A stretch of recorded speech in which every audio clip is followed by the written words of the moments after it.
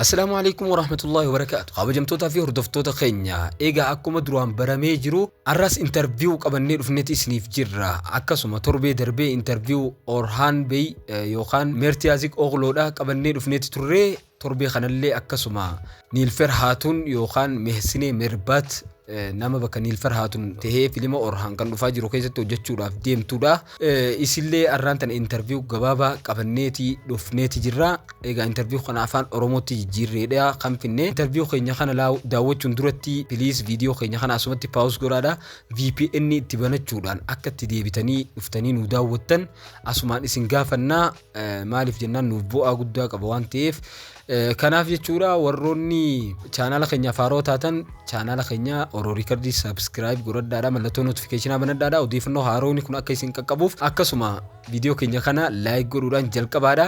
Interview keenya kan arraa keessatti gaafilee baay'ee isii gaafataniiti jiru akkasuma akkuma torbee darbeetti akka carraa kana argachuudhaa fi akkasuma filimni illee yoom eegalamaallee isii keessatti gaafatanii turani mee waa hundaafuu interview daawwadhaatii yaada keessan comment irratti nu barreessaa. Yoo interview kana isinitti tolaa jiraate isiniif qabannee akka dhufnuuf comment irratti nu barreessaa. Galatoomaadha interview wajjin turtii gaarii.